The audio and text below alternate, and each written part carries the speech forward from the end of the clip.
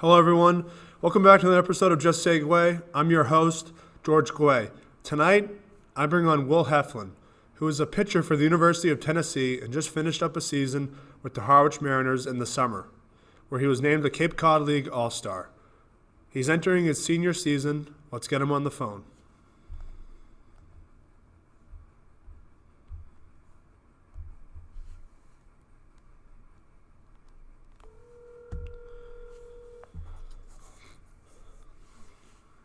Hello? Hey, Will, how you doing, man? Good, how are you? Good. Thanks for coming on. Really appreciate it. No problem. All right, so typically my audience is Providence College kids and also kids from back home from Massachusetts. So they might not know you as well. So could you just introduce yourself, what school you go to, the team you're on, position you play, stuff like that, so we can know you better? Yeah. My name's Will Heflin. I go to the University of Tennessee. I'm a left-handed pitcher. Just started my senior year. And this summer, I was a pitcher on the Harwich Mariners in the Cape Cod League. Awesome. So you said you're entering your senior year. Last year, you guys qualified for the NCAA tournament. So, each year, obviously the goal for you guys in a very competitive SEC is to, win the College World Series. So, but what would you like to accomplish yourself after having a strong junior season? Like you said, as far as the team goes, the goal is always to make it as far as we can in postseason and ultimately win the College World Series. But for me personally, I'd say the most important thing is probably carrying a heavy inning workload. I would hope to be a starter, but even if it's out of the pen, as long as I get opportunities to pitch innings, then I'll be good. And then, being a senior, it goes along with that is being a leader and showing a lot of young guys how to carry themselves on and off the field and do things the way we do them in our program, and that can be different from school to school. So that's just kind of the general roundabout way of saying it, I guess. I think those are some great goals, and they're definitely reachable after watching you play this summer. So obviously, I believe it's the hardest conference to play in. It seems year in and year out, one of the teams from your conference either wins the College World Series or gets pretty close. We saw that with Vanderbilt. What's the hardest part about pitching in this conference?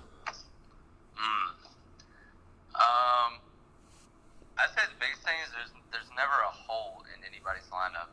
Not every guy that gets up there is a immediate threat to hit a 3-run bomb or anything like that. But every guy that gets in there brings something to the table.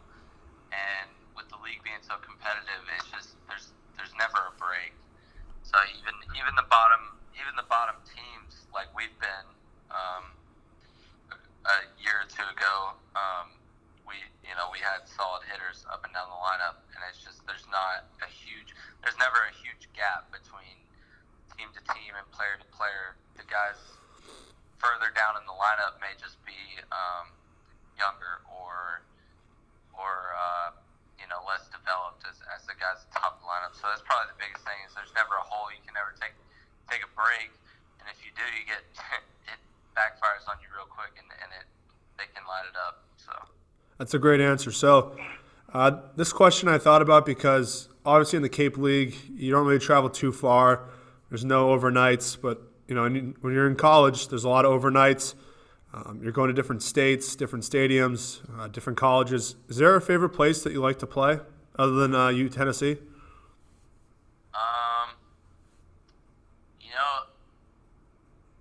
I haven't had success here personally, but we're going back this year, and that's Starkville. And Mississippi State has probably, arguably the best atmosphere in college baseball, and they're right up there as far as stadiums and facilities go. So I just really like and respect the traditions they have down there, and they always have good teams. And you want to play in good environments, and that's definitely one of them. But there's a lot of them in the SEC, so I'd say that one probably sticks out. And just because we're going back there this year, I'm excited for it. Yeah. Well, I think that's a good answer, and I wish you the best of luck there. So, obviously, you're from Tennessee. I think that must make it even more special playing for that school. What's something else that you really enjoy about playing there? Yeah, I grew up a Tennessee fan, so it was definitely a dream come true to be able to go here and to play here. And it's a really great college atmosphere. The football fan base is huge, and all the school spirit around here is pretty awesome. But as far as the baseball team alone, we have a really awesome culture as far as we're around each other. More we see them more than we see our actual family by a long shot while we're here. So I've built some lifelong friendships here, and some coaches that I see as fathers away from home. And I never went to another school, so I don't really have anything to compare it to. But it's been nothing but a blessing to me. So That's awesome. So, at Providence College, there's a lot of people here from Rhode Island that grew up Friar fans. They always said that was the place they wanted to go to all along, whether it's hockey, soccer, some for basketball. Was playing at UT, was that the goal all along growing up? yeah, I don't think it was any different for me. I wouldn't say it was the goal all growing up because I wasn't the best player at 10 or 12 or probably even didn't really see myself as a Division I prospect until midway through high school. So it didn't really cross my mind until honestly the opportunity was there. So I can't say it was the goal, but it never wasn't. I don't know. That's When the moment was right, it felt like Tennessee was the place. Is what you're saying? yeah. Like you said, people grew up fans, and they knew they wanted to go there all along. So I get it really wasn't any different for me. Okay, so let's shift to the Cape League, which is where you were before you began your senior year. It's where I had the pleasure to watch you guys perform day in and day out, which was awesome. What was the best part about playing for the Mariners this summer? Man, we had a really interesting group. When you bring baseball personalities are unique as it is, and when you bring in guys from all over the country, and they play for different coaches and come from different cultures, then you get a really mixed bag. And for some reason, part of it was the coaching staff was awesome up there, and the guys on the pitching staff, especially, and the whole team, we really clicked. So I think that was part of the reason we caught fire late in the season, is because we knew each other for a total of like 6 weeks, and then all of a sudden it felt like we were best friends since elementary school, and then we started playing well. So I don't think that's a coincidence. I think it had something to do with it. And so I've got friends from Florida. We had 2 guys from Florida this summer, and I consider them both friends now. So it's funny the way summer ball works and how that panned out. But that was probably the best part about it, is you make friends really quick, and it's almost like it's just kind of meant to be that way. Yeah, I think the impressive thing was how you guys had a completely different team from, mid-June up until the last game in August. So, obviously, was there a game that really stuck out to you where you guys thought that, hey, if we actually do catch fire, we do have a shot at winning this whole thing? I mean, I think for me, watching all those games, I think it was the one in Chatham where you guys blew them out. Did any of them stick at all where it made you think that? I think the Chatham one was good. Do you remember when Polish threw that no-no at Orleans? Yep. So that was just one example of there were a lot of ways to win on our team, and our hitting got really hot at the right time, and I feel like we were pretty consistent on the mound the whole summer. But that was a really impressive performance by him, and he was a great guy to be around. So it was fun to watch. But the way we played defensively that game, and the way he just kind of took over and basically single-handedly won the game, that was kind of a moment for me, like, wow, we got some dudes on this team, and you need that to compete up there, because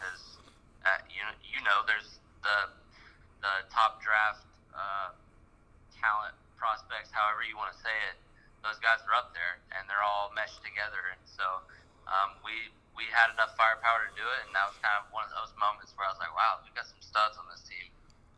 Yeah, there were a lot of them, and they all performed well at the right time. So one of the things I want to ask is, you said that in the SEC that no one really has a, kind of like a hole in their lineup where you can just be like, okay, this is not an easy out, but it's a doable out. Did you feel that in the Cape League where pretty much everyone was a top guy in their team?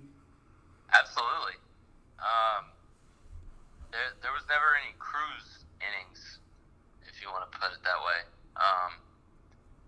Even the guys at the bottom were probably just as talented as the guys at the top, and they were just either struggling or it was their turn to hit at the bottom. Because the way summer ball is they give everybody an opportunity, and guys are rotating all the way around. So I remember some days we had some of our top hitters just hitting at the bottom so that other guys could get more at bats. So it was the Cape is not a whole lot different from the SEC. Maybe just the intensity level, just because it is summer ball. It's a little more laid back, but as far as the ability to hurt you in one swing, it was exactly like you put it. Yeah, so obviously I think one of the more stressful games for you might have been, or going into it, was when you get called to start versus Chatham. In the interview after the game, you mentioned it was your first start since around sophomore year, and you guys get the complete game shutout as a team. What was it like going in before the game and how it felt after?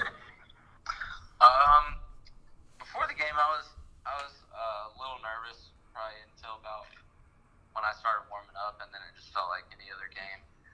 But the mindset was mainly just to try to get some guys out and last as long as possible.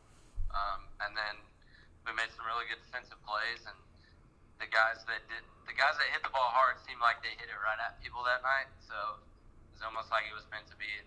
And I had wanted to start for a couple weeks, and Berger, our pitching coach, knew that, and they knew that I was valuable in the bullpen, and I knew that was my role. But they were really generous to give me that opportunity, I guess, and so I'm glad it went well. Yeah, so one of the things I wanted to ask was that obviously I noticed when the games were ended, there was no hard feelings because everyone kind of knew each other. So what was it like playing against your teammates, and also playing with some guys that you had to compete against during your college season? You have Hal Hughes, who's in the SEC, on your team, Daniel Cabrera, and even other guys. Was that a weird feeling at times? It was kind of weird at first, and then you kind of have conversations about it, and it's not really a big deal because it is a different environment. But oddly enough, I think I pitched against every team up there except for Brewster and Orleans, which is the two teams that other Tennessee guys were on. So, there were never any hard feelings for us after the game, because we didn't directly compete against each other.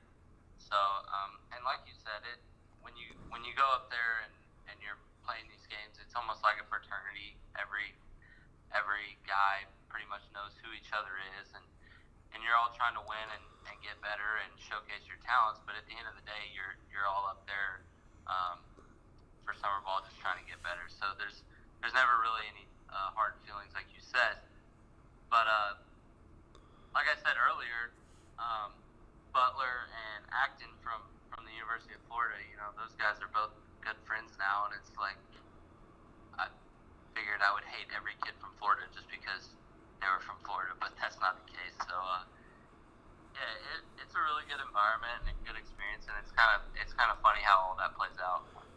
Yeah, I always wondered what that was like going into it. You see it happen. I watched it with some kids I know who play college soccer here. They'd play against their teammates in college, and after a while, you just kind of let reality set in, and it becomes normal. So, going into your senior season, how will playing in the Cape League help you out? Oh, it was massive. I'd say the biggest thing was probably the confidence boost for having some success up there.